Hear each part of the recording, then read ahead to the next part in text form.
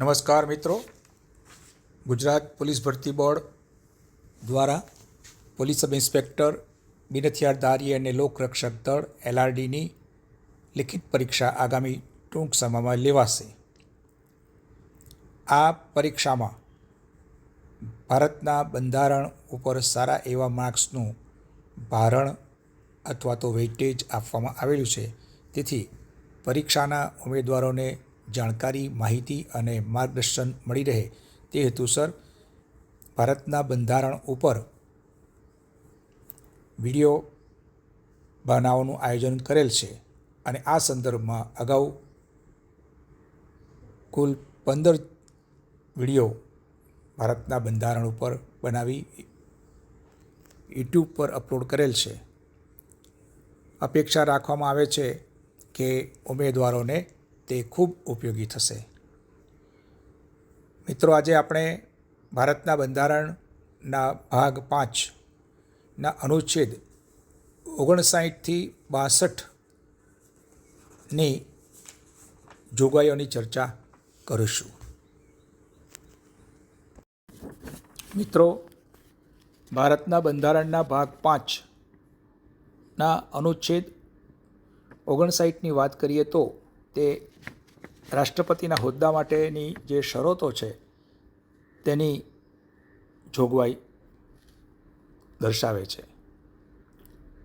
કોઈપણ વ્યક્તિ રાષ્ટ્રપતિ તરીકે ચૂંટાઈ જાય પછી તેમની પર કેટલીક મર્યાદાઓ અને કેટલાક વિશેષ અધિકારો પણ મળેલ છે. તેની બાબત આ અનુચ્છેદ 59માં દર્શાવેલ છે. તે એક પ્રકારે શરતો છે અને તે અન્વયે રાષ્ટ્રપતિ કોઈપણ ગૃહ, લોકસભા કે રાજ્યસભા અથવા કોઈપણ રાજ્યના વિધાનમંડળના સભ્ય રહી શકતા નથી. જો કોઈ વ્યક્તિ સંસદ કે વિધાનમંડળના સભ્ય હોય અને રાષ્ટ્રપતિ તરીકે ચૂંટાય તો જે દિવસે તેઓ રાષ્ટ્રપતિ તરીકે પોતાનો હોદ્દો સંભાળે તે દિવસથી તે ગૃહની બેઠક ખાલી ગણાય છે. રાષ્ટ્રપતિ અન્ય કોઈ પણ લાભદાયક હોદ્દો, ઓફિસ ઓફ પ્રોફિટ ધરાવી શકશે નહીં. એટલે કે તેઓ સરકાર હેઠળના કોઈ પગારદાર પદ કે ખાનગી વ્યવસાય સાથે જોડાઈ શકતા નથી. તેમને રેન્ટ ફ્રી એટલે કે ભાડા વગરનું સત્તાવાર નિવાસસ્થાન, જેને આપણે રાષ્ટ્રપતિ ભવન તરીકે ઓળખીએ છીએ, તેનો ઉપયોગ કરવાનો અધિકાર છે અને તેઓ ત્યાં તેમને રહેવા માટે આ નિવાસસ્થાન આપવામાં આવે છે. તેમને સંસદ દ્વારા નક્કી કરવામાં આવેલા પગાર, ભથ્થા અને અન્ય વિશેષ અધિકારો મેળવવાનો અધિકાર છે અને તેઓ તે પ્રમાણે તેમને આપવામાં આવે છે. આમાં એવી જોગવાઈ છે કે રાષ્ટ્રપતિનો પોતાનો જે કાર્યકાળ છે એ દરમિયાન તેમના પગાર કે ભથ્થામાં તેમનો ગેરફાયદો થાય તેઓ કોઈ પણ ઘટાડો કરી શકાતો નથી. એટલે આ જોગવાઈ રાષ્ટ્રપતિની આર્થિક સ્વતંત્રતા સુનિશ્ચિત કરવા માટે છે. રાષ્ટ્રપતિને દર મહિને 5 લાખ રૂપિયાનો પગાર મળે છે, જે કરમુક્ત હોય છે અને તેઓને નિવૃત્તિ પછી પેન્શન અને અન્ય તબીબી સુવિધાઓ પણ મળે છે.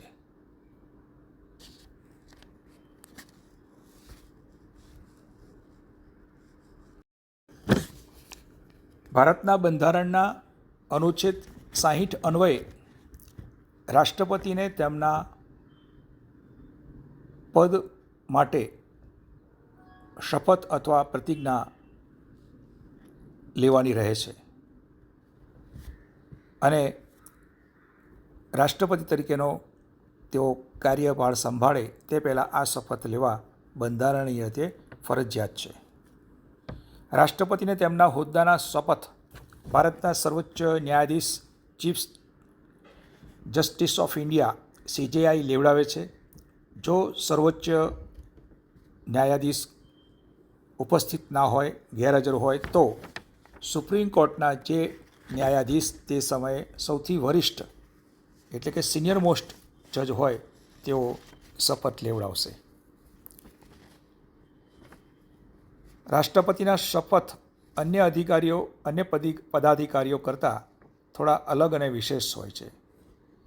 તેમણે હું નિષ્ઠાપૂર્વક રાષ્ટ્રપતિના હોદ્દાનું કાર્યપાલન કરીશ, હું મારી પૂરી શક્તિથી બંધારણ અને કાયદાનું રક્ષણ, સંરક્ષણ અને બચાવ કરીશ, હું ભારતની જનતાની સેવા અને કલ્યાણમાં નિરત રહીશ. એટલે આ શપથનું એક રીતે ખૂબ મહત્ત્વ છે. રાષ્ટ્રપતિ એકમાત્ર એવા હોદ્દેદાર છે જેમના શપથમાં બંધારણના રક્ષણ શબ્દોનો ઉલ્લેખ છે. આથી જ તેમને બંધારણના સર્વોચ્ચ રક્ષક માનવામાં આવે છે. રાષ્ટ્રપતિ કોઈ કારણસર તેમની જગ્યા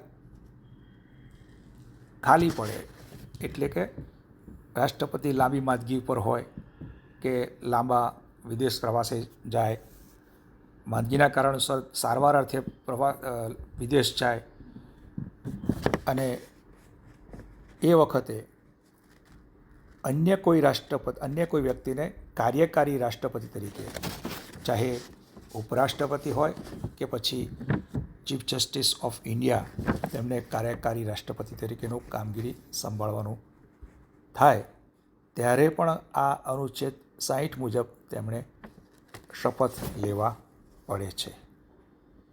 ભારતના બંધારણના અન્ય હોદ્દેદારોના શપથના નમૂના પરિશિષ્ટ 3 અનુસૂચિ 3માં આપેલા છે, પરંતુ રાષ્ટ્રપતિના શપથનો નમૂનો સીધો અનુચ્છેદ 60માં જ આપવામાં આવેલો છે.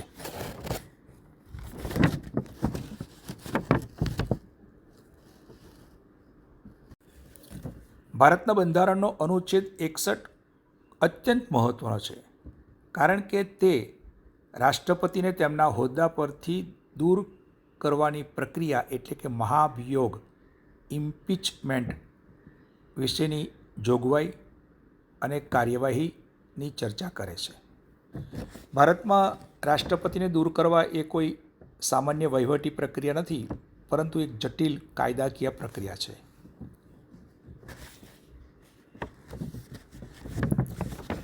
મહાભિયોગનું કારણ જોવા જઈએ તો રાષ્ટ્રપતિને માત્ર એક જ આધાર પર હોદ્દા પરથી દૂર કરી શકાય છે: બંધારણનું ઉલ્લંઘન. જો રાષ્ટ્રપતિ બંધારણનું ઉલ્લંઘન કરે તો તેમને તેમના હોદ્દા પરથી મહાભિયોગની પ્રક્રિયા કર્યા પછી તેમના હોદ્દા પરથી દૂર કરી શકાય છે. પરંતુ બંધારણનું ઉલ્લંઘન એટલે શું તેની ચોક્કસ વ્યાખ્યા બંધારણમાં ક્યાંય આપવામાં આવી નથી. મહાભિયોગની પ્રક્રિયા કેવી રીતે શરૂ થાય? તો મહાભિયોગની દરખાસ્ત સંસદના કોઈ પણ ગૃહમાં, લોકસભા અથવા રાજ્યસભામાં રજૂ કરી શકાય છે, અને જે ગૃહમાં આ દરખાસ્ત લાવવી હોય તે ગૃહના કુલ સભ્યોના ઓછામાં ઓછા 1/4 ચોથા ભાગના સભ્યોની સહી આ દરખાસ્તમાં હોવી જોઈએ. અને આ દરખાસ્ત રજૂ કરતાં પહેલાં રાષ્ટ્રપતિને 14 દિવસની લેખિત નોટિસ આપવી ફરજિયાત છે. ત્યાર પછી તે ગૃહમાં જો કુલ સભ્યોના 2/3 બહુમતીથી આ દરખાસ્ત પસાર થાય તો તેને બીજા ગૃહમાં તપાસ માટે મોકલવામાં આવે છે. ત્રીજા પગલાં તરીકે બીજા ગૃહમાં રાષ્ટ્રપતિ પર લાગેલા આરોપોની તપાસ થાય છે, તપાસ કરાય છે, અને આ તપાસ દરમિયાન રાષ્ટ્રપતિને તેમાં હાજર રહેવાનો અને પોતાનો પક્ષ રજૂ કરવાનો સંપૂર્ણ અધિકાર છે. તપાસ પછી આ બીજું ગૃહ પણ રાષ્ટ્રપતિ વિરુદ્ધના આરોપોને સાચા માને અને તેના કુલ સભ્યોના 2/3 બહુમતીથી દરખાસ્ત પસાર કરે તો જે દિવસથી આ ઠરાવ પસાર થાય તે દિવસથી રાષ્ટ્રપતિને તેમના હોદ્દા પરથી દૂર થયેલા ગણવામાં આવે છે. આમાં જે મતદાનની પ્રક્રિયા છે, મહાભિયોગની પ્રક્રિયામાં મતદાનની વાત છે, તો તેમાં રાષ્ટ્રપતિની ચૂંટણીમાં રાજ્યોની વિધાનસભાના સભ્યો ભાગ લે છે, પરંતુ મહાભિયોગની પ્રક્રિયામાં માત્ર સંસદના સભ્યો જ ભાગ લે છે. આપણે અગાઉ જોયું તે પ્રમાણે રાજ્યસભામાં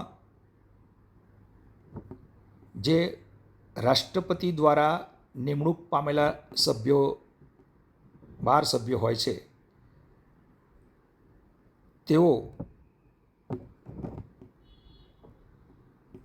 રાષ્ટ્રપતિની ચૂંટણીમાં મતદાન કરી શકતા નથી, પરંતુ આ ઇમ્પીચમેન્ટની કાર્યવાહીમાં પ્રક્રિયામાં તેના મતદાનમાં તેઓ ભાગ લઈ શકે છે.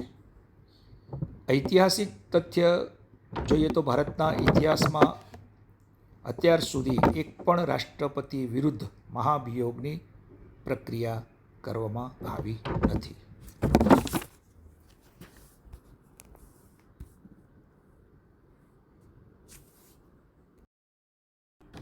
ભારતના બંધારણનો અનુચ્છેદ 62 રાષ્ટ્રપતિના પદની ખાલી પડતી જગ્યા અને તે ભરવા માટેની ચૂંટણી ક્યારે યોજવી તેના સમયગાળા વિશેની જોગવાઈ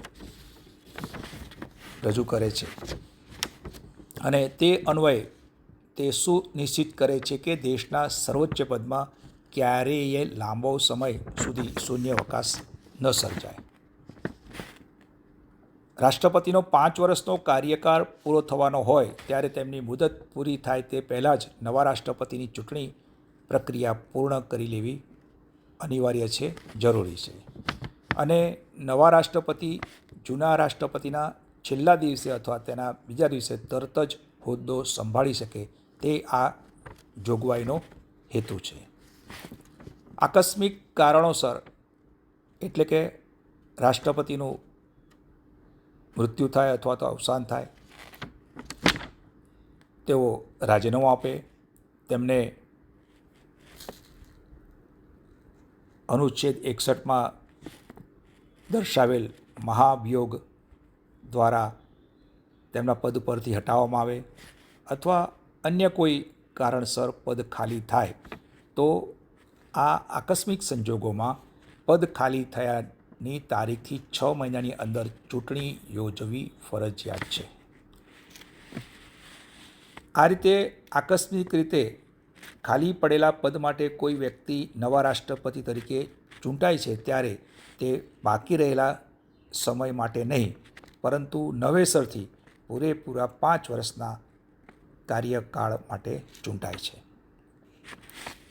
રાષ્ટ્રપતિનું પદ ખાલી પડ્યું હોય અને ચૂંટણી ન થઈ હોય ત્યાં સુધી ઉપરાષ્ટ્રપતિ કાર્યકારી રાષ્ટ્રપતિ તરીકે કામ કરે છે.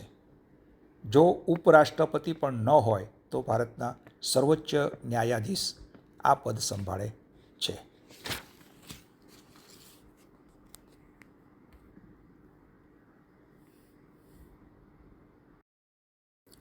તો મિત્રો, આપણે આ વિડીયો અને અગાઉના વિડીયોમાં ભારતના બંધારણમાં રાષ્ટ્રપતિ પદની જે જોગવાઈ કરેલ છે તે માટેના અનુચ્છેદ 52થી 62 સુધીની સંપૂર્ણ ચર્ચા કરી, તેની જોગવાઈઓની ચર્ચા કરી, અને અપેક્ષા રાખવામાં આવે છે કે આ વિડીયો ઉમેદવારોને ખૂબ ઉપયોગી થશે. આપનો ખૂબ ખૂબ આભાર, ધન્યવાદ. આપને આ વિડીયો જો પસંદ પડે તો આપ વિડીયોને લાઈક કરજો, શેર કરજો અને જરૂર જણાય તો કોમેન્ટ કરજો. અને અમારી આ ચેનલને જો સબસ્ક્રાઈબ ન કરી હોય તો સબસ્ક્રાઈબ કરજો, જેથી આગામી વિડીયો આપની પાસે સરળતાથી પહોંચી શકે. ધન્યવાદ.